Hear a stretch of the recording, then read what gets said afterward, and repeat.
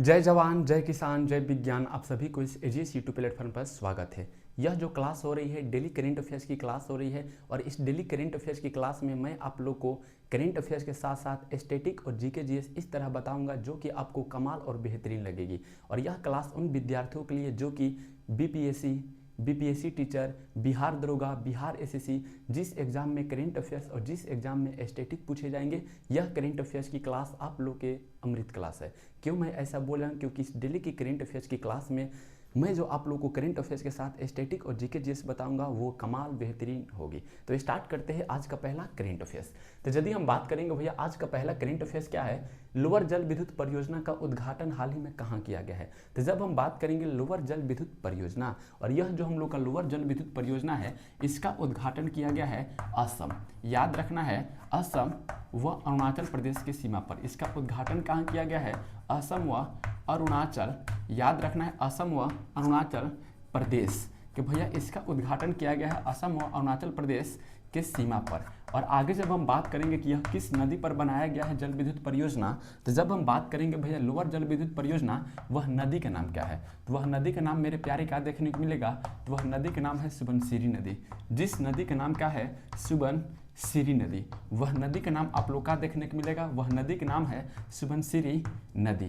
और आगे जब हम बात करेंगे कि यह जो हम लोग का लोअर जल विद्युत परियोजना है इसका उद्घाटनकर्ता कौन है, तो जब हम बात करेंगे भैया इसका उद्घाटनकर्ता, तो भैया इसका उद्घाटनकर्ता कौन है, तो जिस व्यक्ति का नाम है प्रधानमंत्री यानी कि मोदी। याद रखना है नरेंद्र मोदी। और इसका क्षमता कितना है जल विद्युत परियोजना का, यदि हम बात करेंगे भैया क्षमता कितना है, तो इसका क्षमता है 2000 मेगावाट। इसका क्षमता आप लोग का कितना देखने को मिलेगा, तो इसका क्षमता देखने को मिलेगा आप लोग को 2000 मेगावाट। मुझे उम्मीद है कि मेरी बात आप लोगों को समझ में आ रही होगी।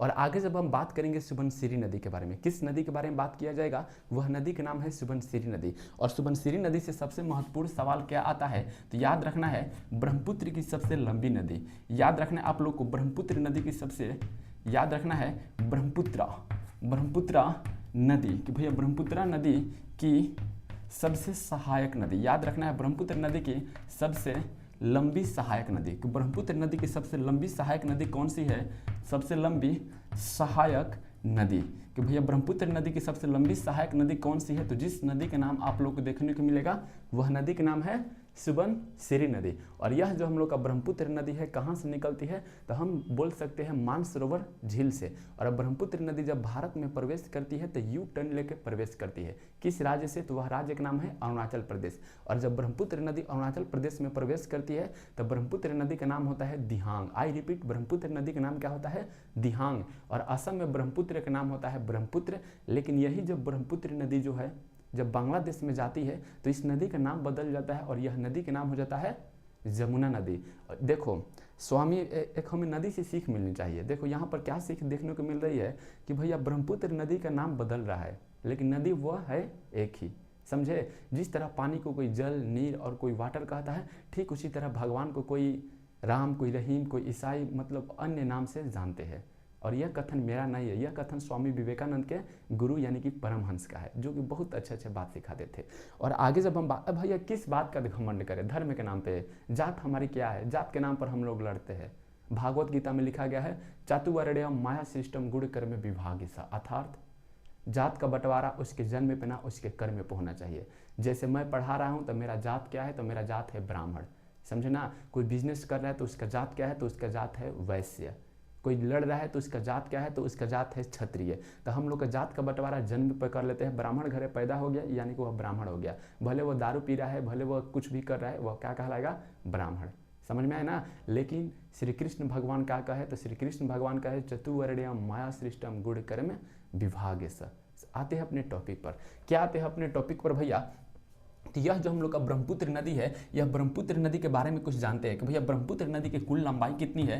तो यदि हम बात करेंगे भैया ब्रह्मपुत्र नदी की कुल लंबाई कितनी है, तो मेरे प्यारे भाई और बहनों ब्रह्मपुत्र नदी की कुल लंबाई आप लोग कितना देखने को मिलेगा, 2900 किलोमीटर। कितना किलोमीटर लगभग भैया, 2900 किलोमीटर। और भारत में इसकी लंबाई कितने को देखने को मिलेगा, तो यदि हम बात करेंगे भारत कि भैया भारत में इसकी लंबाई कितना देखा है, तो भारत में इसकी लंबाई है 916 किलोमीटर। आई रिपीट, भारत में इसकी लंबाई कितनी है, 916 किलोमीटर। और हम यहीं पर 2 पॉइंट्स बताएंगे कि भैया गंगा की सबसे लंबी सहायक नदी कौन सी है। तो जब हम बात करेंगे गंगा की सबसे लंबी सहायक नदी, तो वह नदी का नाम क्या है, यमुना। वह नदी का नाम क्या है, यमुना। और हम बात करेंगे सिंधु की सबसे लंबी सहायक नदी कौन सी है, तो जिस नदी का नाम है सिंधु नदी, कि भैया सिंधु की सबसे लंबी सहायक नदी कौन सी है, तो जिस नदी का नाम आप लोग को देखने को मिलेगा चेनाब। और चेनाब 2 धाराओं से मिलकर बनी है। कौन कौन सा धारा, एक का नाम है चंद्र, याद रखना है, और दूसरा का नाम है भाग, यानी कि चंद्र और भागा से।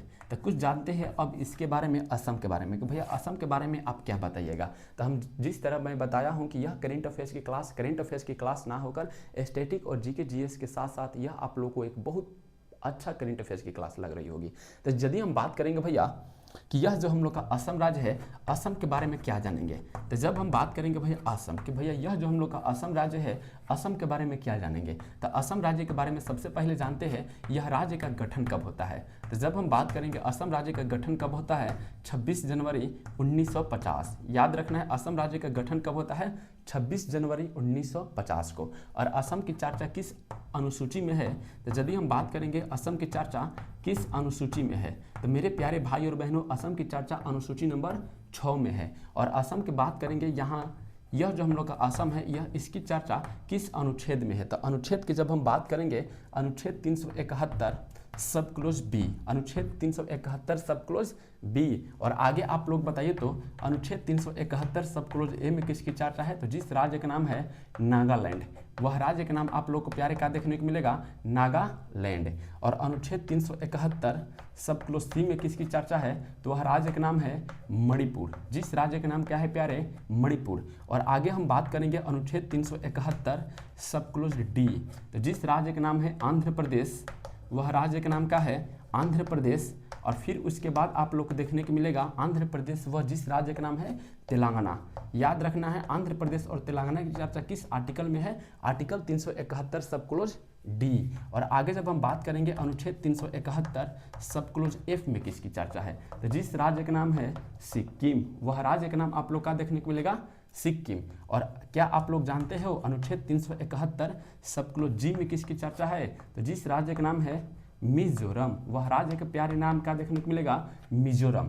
और आगे जब हम बात करेंगे अनुच्छेद 371 सब क्लोज आई में किसकी चर्चा है, तो आई में चर्चा है जिस राज्य का नाम है गोवा, वह राज्य का नाम का है गोवा। और 371 ध्यान रखना है सब क्लोज 371 सब क्लोज जे में किसकी चर्चा है, तो जिस राज्य का नाम है कर्नाटक। याद रखना वह राज्य का नाम क्या है प्यारे, तो वह राज्य का नाम है कर्नाटक। मुझे उम्मीद है कि मेरी बात आप लोगों को स्पष्ट समझ में आ रही होगी।